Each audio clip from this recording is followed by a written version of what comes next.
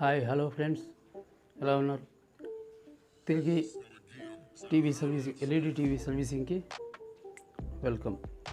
ఈరోజు ఒక Aiwa TV 24 inch. ఇది మామూలుగా స్క్రీన్ డిస్ప్లే లేదు, సౌండ్ వస్తుంది, లోపల మామూలు బ్యాక్లైట్ కూడా పనిచేస్తుంది. అది ఏం ప్రాబ్లం అనేది ఈరోజు తెలుసుకుంటాం. ఈ టీవీ ఐవా టీవీ చూడండి, 24 ఇంచ్ ఐవా టీవీ. దీన్ని ఆన్ చేసి చూసుకున్నాను, వేస్ట్ ఎందుకు వీడియో. దీన్ని ఓపెన్ చేస్తాం.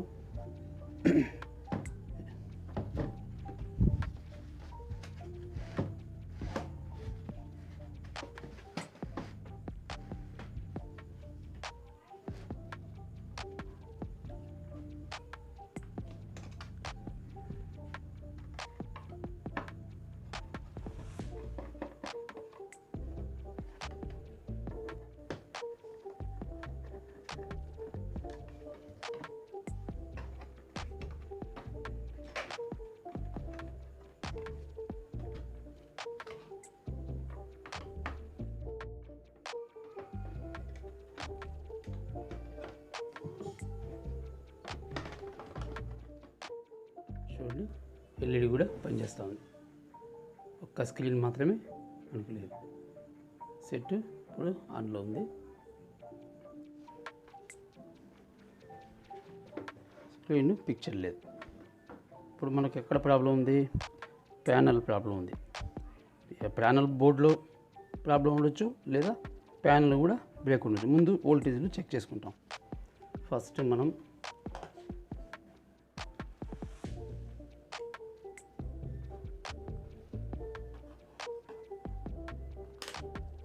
చూడండి 20లో పెట్టుకుంటాం. ఇప్పుడు దీన్ని గ్రౌండ్ చేసి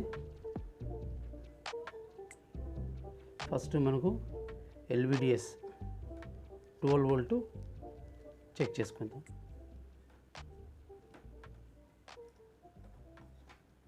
గ్రౌండ్ ఇచ్చుకున్నాం. ఫస్ట్ చూడండి, ఎల్విడిఎస్ మనకు 12 వోల్ట్ వస్తుంది. ఓకే, 12 వోల్ట్ వస్తుంది.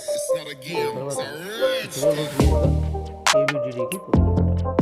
ఈ బఫ్ కాయిల్ ఉంది కదా, దీని ద్వారా ఇప్పుడు చూడండి, ఇక్కడ 12 వోల్ట్ వస్తుంది.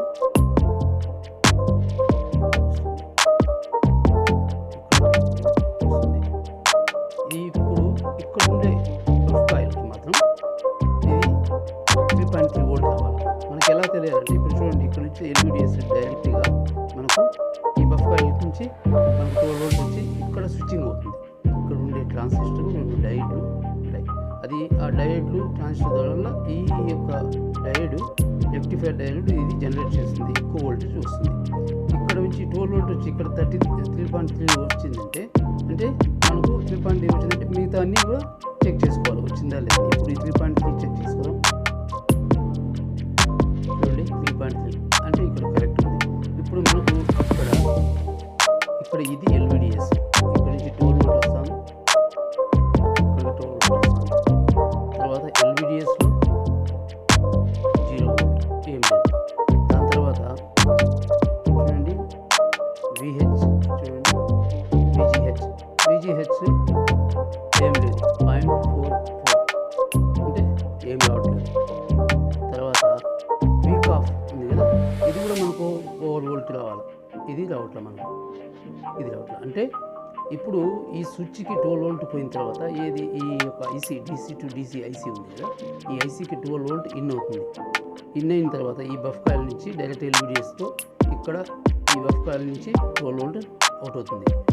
అవుట్ అయింది. ఇన్ అయిన తర్వాత అవుట్పుట్ 3.3 వోల్ట్ రిలీజ్ అయిన తర్వాత మళ్ళీ ఈ ఇటుపక్క మనకు కావాల్సిన విజిహెచ్, విజిఎల్, వీక్ ఆఫ్, వి ఆన్, ఇవన్నీ వోల్టేజ్లన్నీ కావాలంటే ఇది స్విచ్చింగ్ అవ్వాలన్నమాట. ఇప్పుడు ఈ యొక్క DC to DC IC switching అవ్వాలి. ఒకవేళ ఇప్పుడు ఇక్కడ వస్తే మనకు 3.3 వచ్చిందంటే అప్పుడే ఐసీ మీద మనం డౌట్ చేసేదని లేదు. ఎందుకంటే ఇక్కడ ఏదైనా ఈ యొక్క డయోడ్స్ కానివ్వండి, ఈ కెపాసిటర్స్ కానివ్వండి, ఇక్కడ ఉండే రెసిస్టరు, ఇవన్నీ మనం ఫస్ట్గా దాన్ని వెరిఫికేషన్ చేసుకోవాలి. చేసుకున్న తర్వాతే మనం దేంట్లోకైనా అప్పుడు దాకా ఇవన్నీ క్లియర్ చేసుకుని, ఎందుకంటే మూడు భాగాలు ఈ IC DC to DC IC పోయి ఉండదు. ఎందువల్లంటే 3.3 వోల్ట్ రిలీజ్ చేస్తుంది, కానీ మిగతాది స్విచ్చింగ్ ఇక్కడ కావట్లేదు. ఒకవేళ ఇక్కడ అంతా బాగుందంటే అప్పుడు లాస్ట్ మనం ఈ స్విచ్ని చేంజ్ చేయాలి. అయినా మనం చెక్ చేసి చూస్తాం. ఇప్పుడు చూడండి, గ్రౌండ్ పెట్టి ఒకసారి ఆఫ్ చేస్తాం. ఆఫ్ చేసిన తర్వాత ఇప్పుడు మనం గ్రౌండ్లో పెట్టాం కదా, ఇప్పుడు మనం కెపాసిటర్లు అన్నీ చెక్ చేసుకుంటాం. మనం బీప్ జోన్లో పెట్టుకొని ఈ ప్యానల్ బోర్డుని చెక్ చేసుకోవాలి. ఎందుకంటే ఒకవేళ ఈ ప్యానల్ ఇక్కడ ఈ ప్యానల్లో స్క్రీన్ ఉంది కదా, ఆ స్క్రీన్ లోపల ఏదైనా కఫ్లు కానీ, ఈ కఫ్లు ఉన్నాయి కదా ఇక్కడ, ఈ కఫ్లు ఐసీలు కానీ షార్ట్ అయితే కూడా మనకి ఈ వోల్టేజ్ డ్రాప్ అవుతుంది ఉండొచ్చు. ఒకవేళ ఇది ఒక ఐసీ మాత్రమే ప్రాబ్లం ఉంటే ఉండొచ్చు. ఒకవేళ ఐసీ మార్చిన తర్వాత కూడా మీకు అదే బ్రేకేజ్ ఉంటే ప్యానల్లు కఫ్లు పోయినట్టు, కఫ్లు మార్చాలి. ఒకవేళ కఫ్లు పోయి ఉంటే ఈ కఫ్లు ఇక్కడ సైడ్లో ఉంటాయి, ఈ కఫ్లని దాని నుంచి లూపింగ్ ఇచ్చి మనం స్క్రీన్ మామూలుగా మనకు ప్యానల్ పనిచేసే విధంగా చేసుకోవచ్చు. ఫస్ట్ మనం ప్యానల్లో ప్రాబ్లం ఉంది కాబట్టి ప్యానల్లో వీలైనంత వరకు ప్యానల్లోనే మనం జాగ్రత్తగా 1 by 1 చెక్ చేసుకుంటాం. ఎక్కడ షార్టేజ్ ఉంటే మనకు వచ్చేస్తుంది. చూడండి, ఈ విధంగా బీప్స్ రెండు సైడే వస్తుంది. 2 సైడ్లు వచ్చిందంటే అక్కడి నుంచి మనకు డౌట్ వస్తుంది. ఇప్పుడు ఎక్కడ ఏది డౌట్ ఉందో అది మనం మార్చి ముందు చూసుకోవాలి. ఇక్కడ కంటిన్యూటీ ఉందా లేదా, ఏది పనిచేస్తుంది. చూడండి, VGHL అక్కడ ఉండే కెపాసిటర్ స్విచ్చింగ్, ఈ కెపాసిటర్ స్విచ్చింగ్ అవుతుంది. ఇది VGH వచ్చిందంటే VGL, ఈ AVDD మాత్రం వస్తే మీకు ఆటోమేటిక్గా అన్ని ఫంక్షన్ అయిపోతుంది. అంటే ఈ ఐసీలో ప్రాబ్లం ఉండొచ్చు, ఉండకపోవచ్చు. అందువల్ల మనం ఫస్ట్ చెక్ చేసుకుంటాం. చెక్ చేసిన తర్వాత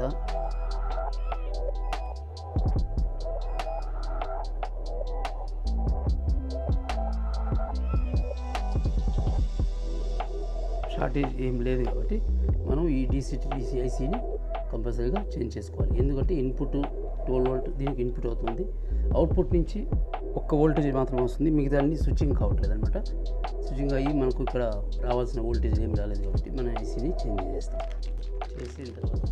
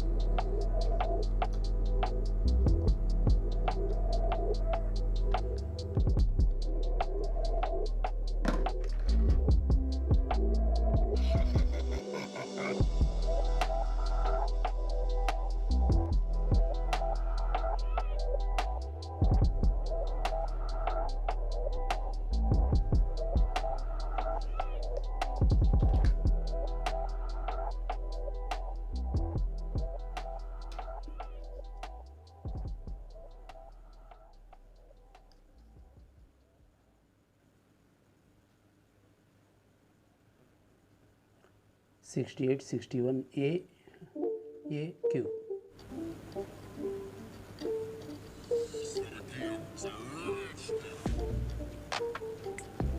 లైట్గా పేస్ట్ ఎక్కువ లేకుండా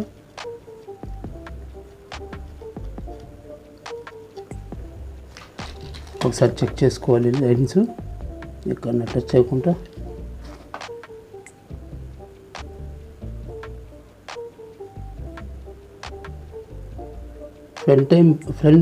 ఫ్రంట్లో మాత్రం టచ్ అయితే మనకు తెలుస్తుంది. ఒక లోపల కనుక టచ్ అయితే మళ్ళీ ఏం చేయలేము, మొత్తం షార్ట్ అవుతుంది. అది ముందుగా మనం చూసుకోవాలి. బయట పిన్లు కనిపిస్తాయి, లోపల పిన్లో కొంచెం లెడ్ కానీ ఎక్కువ పడితే అది ప్రాబ్లం. సాల్డింగ్తో లెడ్ ఎక్కువ ఉన్నా కూడా తీసేసి మనం దీన్ని వేసుకోవాలి.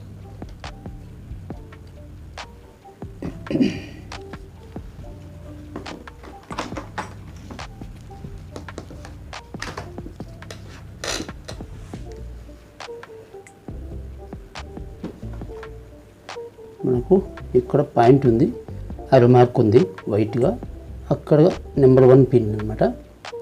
ఇప్పుడు మనకు ఇక్కడ డాట్ ఉంది కదా, ఈ పక్క నుంచి